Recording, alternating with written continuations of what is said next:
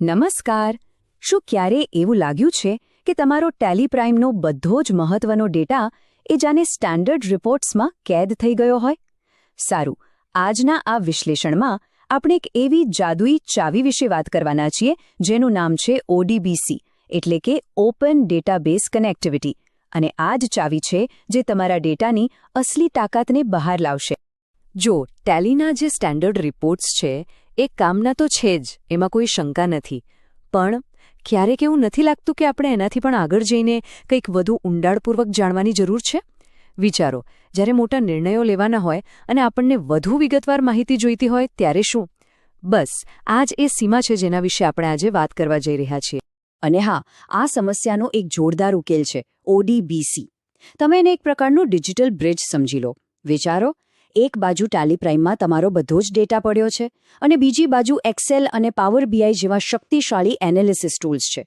ODBC બસ એ જ bridge છે જે આ બંનેને જોડી દે છે અને તમારા માટે ઊંડાણપૂર્વક સમજવાના દરવાજા ખોલી નાખે છે.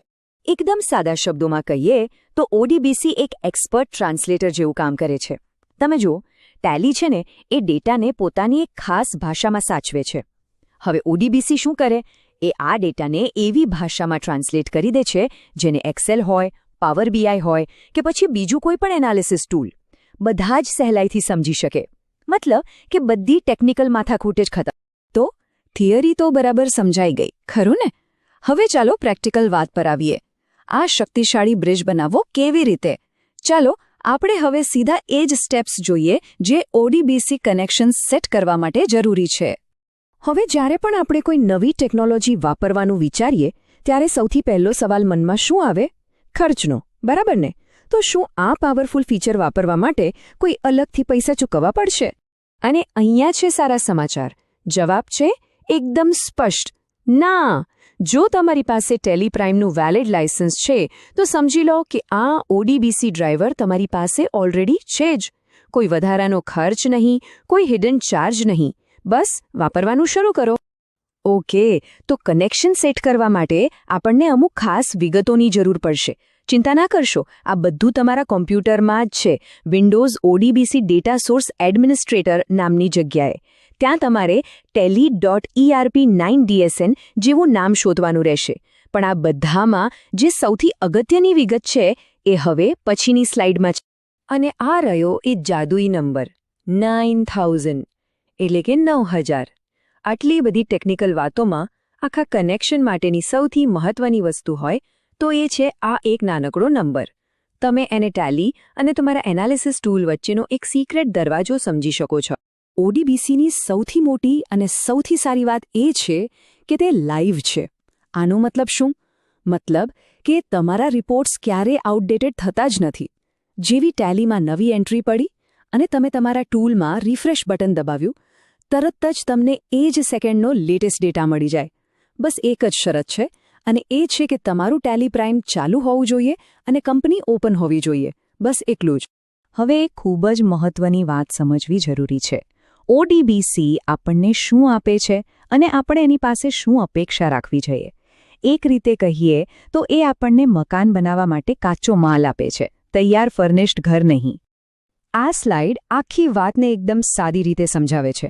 જુઓ, ડાબી બાજુ છે જે ODBC આપે છે, all ledger entries, voucher data જેવો કાચો ડેટા, જેને આપણે ઈંટો કહી શકીએ. અને જમણી બાજુ છે જે આપણે બનાવવાનું છે, balance sheet, cash flow statement જેવા ફાઇનલ રિપોર્ટ્સ, એટલે કે આખી ઇમારત.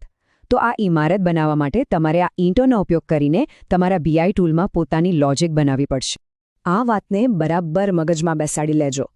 ODBC તમને ડેટાના મૂળભૂત ટેબલ્સ, એટલે કે બિલ્ડિંગ બ્લોક્સ આપે છે, પણ જે ફાઇનલ રિપોર્ટ આપણે ટેલીમાં જોઈએ છીએ એ બનાવવા માટે જે લોજિક વપરાય છે એ લોજિક તમારે તમારા BI ટૂલમાં જાતે બનાવવી પડશે.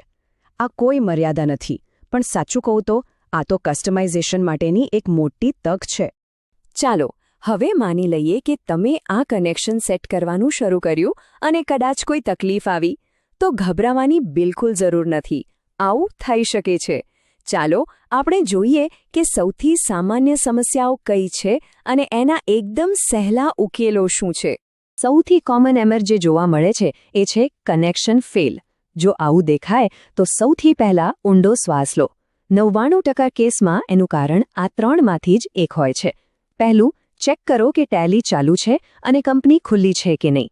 બીજું, પોર્ટ નંબર 9000 બરાબર લખ્યો છે કે નહીં. અને ત્રીજું, અને સૌથી અગત્યનું, તમારું ફાયરવોલ કે એન્ટીવાયરસ કદાચ આ કનેક્શનને રોકી રહ્યું હોય. બસ આ ત્રણ વસ્તુઓ તપાસી લો અને મોટાભાગે તમારી સમસ્યા ત્યાં જ સોલ્વ થઈ જશે.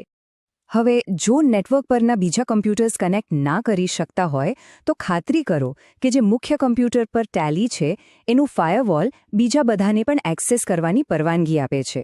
અને અહીંયા એક પ્રો ટિપ આપું છું. જો તમારો ડેટા ખેંચવામાં બહુ વાર લાગતી હોય તો ક્યારેય સિલેક્ટ સ્ટાર ફ્રોમ જેવી ક્વેરી ના ચલાવશો. આખા ડેટાબેઝને એકસાથે ખેંચવાની કોશિશ ના કરો. હંમેશા તારીખ કે બીજા કોઈ ફિલ્ટરનો ઉપયોગ કરીને જરૂર પૂરતો જ ડેટા ખેંચો. આનાથી તમારો સમય પણ બચશે અને સિસ્ટમ હેંગ પણ નહીં થાય. તો આખા વિશ્લેષણનો સાર શું છે? સાર એ છે કે ODBC તમને કોઈ રેડીમેડ રિપોર્ટ નથી આપતો, પણ એનાથી પણ કંઈક મોટું આપે છે. એ તમને એક આર્કિટેક્ટ બનાવે છે અને તમારા હાથમાં અમર્યાદિત બિલ્ડિંગ બ્લોક્સ આપે છે. એ ખરેખર તમારા પોતાના કસ્ટમ બિઝનેસ ઇન્ટેલિજન્સ સોલ્યુશન્સ બનાવવા માટેની ચાવી છે, જે તમને એવી માહિતી આપી શકે છે જે પહેલાં ક્યારેય શક્ય ન હતી. તો હવે જ્યારે ડેટાનો ખજાનો ખોલવાની ચાવી તમારા હાથમાં છે, ત્યારે અસલી સવાલ એ છે કે તમે આ શક્તિનો ઉપયોગ કરીને તમારા બિઝનેસ વિશે એવું તો શું નવું શોધી કાઢશો જેની તમે કલ્પના પણ નથી કરી. શક્યતાઓ ખરેખર અનંત છે.